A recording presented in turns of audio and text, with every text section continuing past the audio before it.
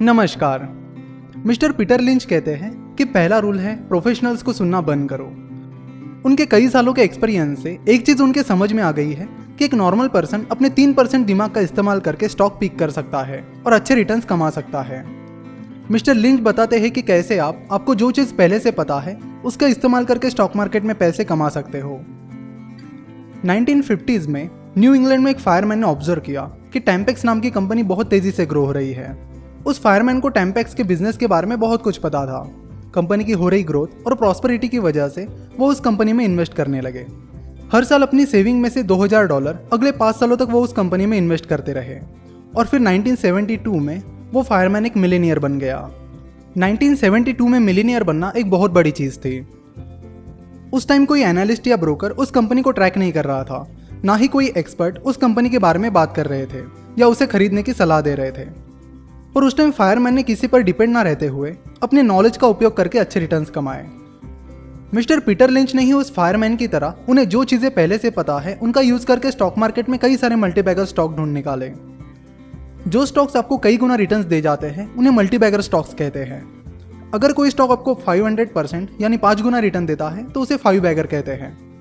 अगर कोई स्टॉक आपको 1000% यानी 10 गुना रिटर्न देता है तो उसे 10 बैगर कहते हैं। जब वो कैलिफोर्निया की ट्रिप पर गए थे तब उन्होंने बरीटो, जो कि एक मेक्सिकन फूड डिश है, उसे खाया था और तब उन्हें टैको बेल इस रेस्टोरेंट कंपनी के बारे में पता चला। उनके ऑफिस के सिस्टम मैनेजर ने ऑफिस के लिए एप्पल के कंप्यूटर्स लाए थे, जिसके बाद उन्हें एप्पल के बारे में और एप्पल कंप्यूटर्स की क्वालिटी के बारे में पता चला। उन्हें डंकिन डोनट्स की कॉफ़ी बहुत पसंद थी, इसलिए उन्होंने डंकिन डोनट का एनालिसिस करने के बारे में सोचा। इस तरह उन्हें कई सारी कंपनीज के बारे में शॉपिंग करते वक्त या उनके प्रोडक्ट यूज करने के बाद पता चला। जिन कंपनी से आप फैमिलियर होते हो यानी जिन्हें आप अच्छे से जानते हो, उनमें इन्वेस्ट करने का मेन फायदा ये होता है कि जब आप उस कंपनी के प्रोडक्ट्स या सर्विसेज यूज कर रहे होते हो तब आप एक्चुअली उसका फंडामेंटल एनालिसिस ही कर रहे होते हो। कंपनी के स्टोर्स को विजिट करना, कंपनी के प्रोडक्ट्स और सर्विसेज को चेक करना फंडामेंटल एनालिसिस का एक बहुत इंपॉर्टेंट एलिमेंट है। जब आप कोई चीज़ खरीदने जाते हो जैसे कि कार, लैपटॉप, बाइक एटसेट्रा, तो आप खुद एनालिसिस करके पता कर लेते हो कि कौन सा प्रोडक्ट अच्छा है और कौन सा नहीं, और कौन सा प्रोडक्ट ज़्यादा बेचा जाएगा और कौन सा नहीं। तो इस तरह जिस किसी चीज़ को आप खरीदने जा रहे हो उसके बारे में आप ये सब पता कर लेते हो। इस तरह अपॉर्चुनिटीज आपके सामने होती है, पर उस वक्त आप एक इन्वेस्टर के हिसाब से नहीं सोचते हैं। यूजुअली जब तक इंस्टीट्यूशनल इन्वेस्टर्स और बाकी लोग किसी स्टॉक में इन्वेस्ट नहीं करते हैं तब तक लोग उस स्टॉक पर खास ध्यान नहीं देते हैं। पर सच्चाई ये है कि जब ये सारे लोग किसी स्टॉक में एंटर करते हैं तो फिर उस स्टॉक में बार्गेन मिलना बहुत मुश्किल हो जाता है और अपॉर्चुनिटी आपके हाथ से लगभग निकल ही जाती है। द लिमिटेड, जो कि एक क्लॉथिंग कंपनी है, वो 1969 में स्टॉक एक्सचेंज पर लिस्ट हुई थी, पर उस कंपनी पर किसी भी लार्ज इंस्टीट्यूशनल इन्वेस्टर और बड़े एनालिस्ट का ध्यान नहीं था और स्टॉक एक्सचेंज पर लिस्ट होने के बाद उसे कोई एनालिस्ट ट्रैक भी नहीं कर रहा था। फिर 1-2 एनालिस्ट उस कंपनी को फॉलो करने लगे, जिसमें से एक मिस मैगी गिलियम थी। 1974 में जब मैगी गिलियम ने द लिमिटेड के स्टोर को विजिट किया था, उसके बाद उन्होंने द लिमिटेड के बिजनेस को नज़दीक से ऑब्जर्व किया। उन्हें वो बिजनेस प्रॉमिसिंग लगा, इसलिए उन्होंने उसे एनालाइज करना शुरू किया।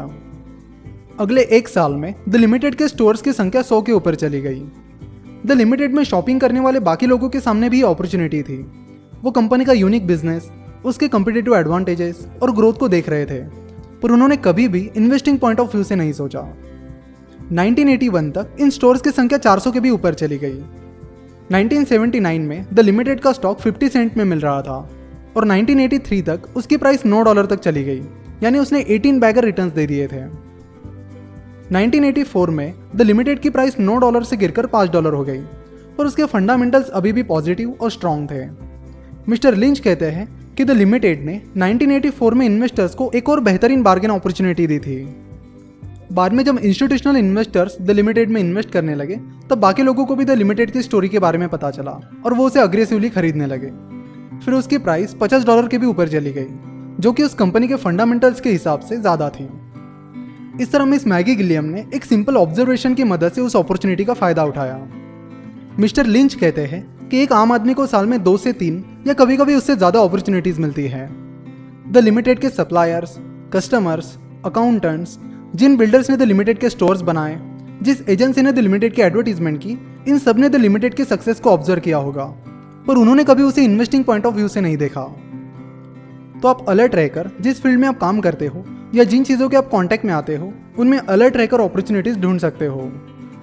Mister Peter lynch Fidelity investments में फंड मैनेजर थे और कई सालों से म्यूचुअल फंड इंडस्ट्री में काम करने की वजह से उन्हें म्यूचुअल फंड कंपनीज के बिजनेस के बारे में बहुत डिटेल जानकारी थी।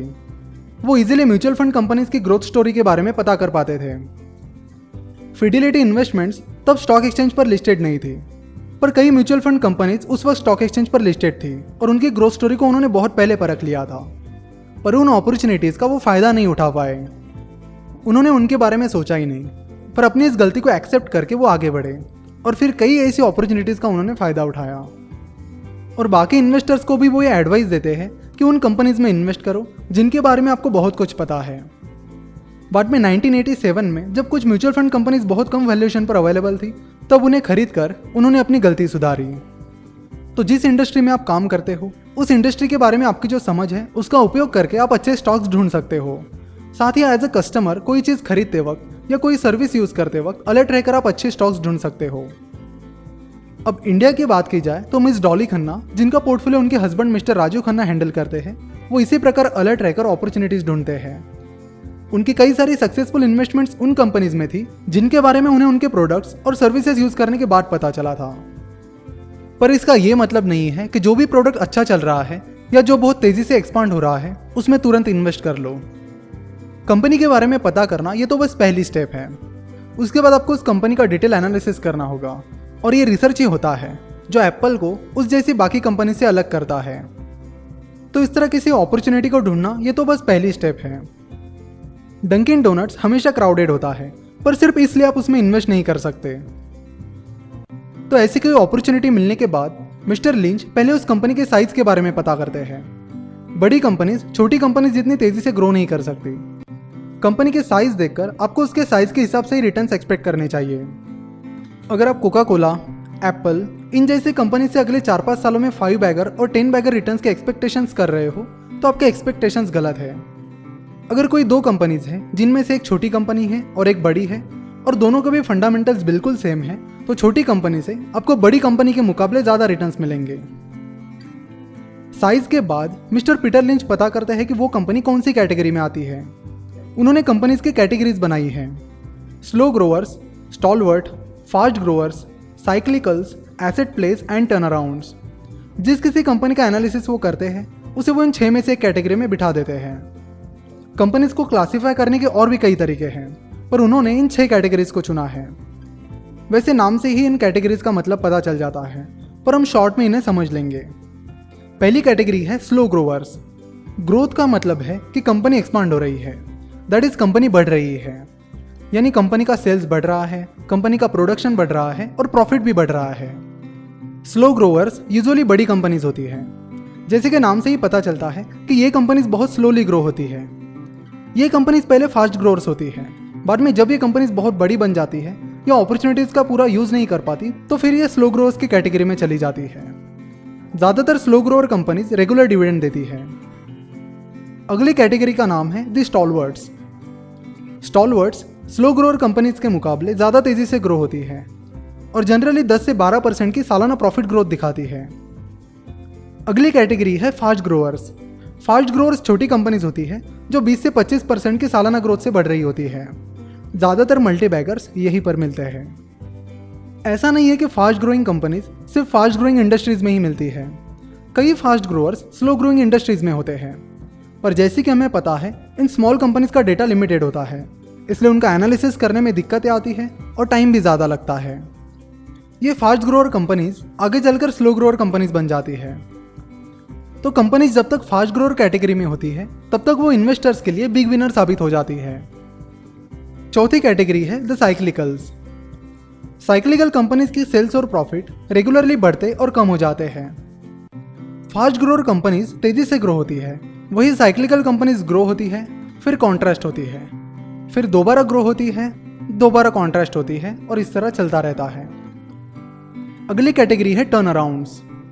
Turn around companies no growers होती है, यानी वो आगे नहीं बढ़ रही होती बल्कि डिप्रेस्ड यानी बहुत खराब कंडीशन में होती है।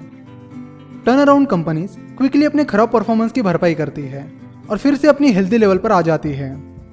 जब ये कंपनीज बहुत डिप्रेस कंडीशन में होती है तब ये कम वैल्यूएशन पर मिल जाती है, और टर्न अराउंड होने के बाद इन्वेस्टर को अच्छे रिटर्न देती है।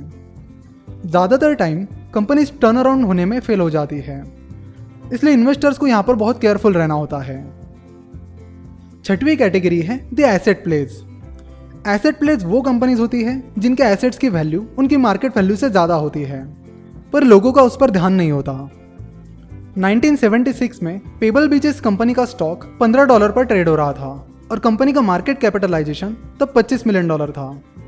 3 साल बाद कंपनी ने अपना एक एसेट $30 मिलियन को बेच दिया था और ऐसे कई एसेट्स कंपनी के पास थे। तो 1976 में उसके एक एसेट से भी कम भाव में मिल रही थी। मिस्टर लिंच कहते हैं कि एसेट अपॉर्चुनिटीज हर जगह होती है, उसके लिए आपके पास उस कंपनी के कामकाज से जुड़ा डिटेल नॉलेज होना चाहिए। तो आपको पता करना होगा कि आप जिस कंपनी का एनालिसिस कर रहे हो वो इनमें से कौन सी कैटेगरी में बैठती है, और उसके बाद आपको स्टोरी डेवलप करनी होगी, यानी उस कंपनी की डिटेल्स कलेक्ट करके उसकी स्टोरी बनानी होगी। तो अगले पार्ट में हम स्टोरी कैसे डेवलप करते हैं इसके बारे में बात करेंगे। तो ये थी मिस्टर पीटर लिंच की book one upon wall street की समरी। मिस्टर पीटर लिंच एक फेमस फंड मैनेजर रहे हैं और उनकी सारी बुक्स एक से बढ़कर एक है। इस बुक को आप नीचे डिस्क्रिप्शन में दी गई लिंक पर क्लिक करके खरीद सकते हो। इस वीडियो को अपने दोस्तों के साथ शेयर करना बिल्कुल ना भूलें। और अगर आप finnovations.com पर नए हो तो ज़रूर हमारे चैनल finnovations.com को सब्सक्राइब करिए और साथ ही इस बेल आइकन पर भी क्लिक करिए ताकि आपको हमारे सारे वीडियोज़ के नोटिफिकेशंस मिलते रहे। हम हर शनिवार को ऐसे ही बुक समरीज अपलोड करते हैं। हमसे जुड़े रहने के लिए आप हमें फेसबुक और ट्विटर पर फॉलो कर सकते हो, साथ ही हमारे टेलीग्राम चैनल को भी ज्वाइन कर सकते हो। हमसे जुड़े रहने के लिए और वीडियो देखने के लिए आपका बहुत बहुत धन्यवाद।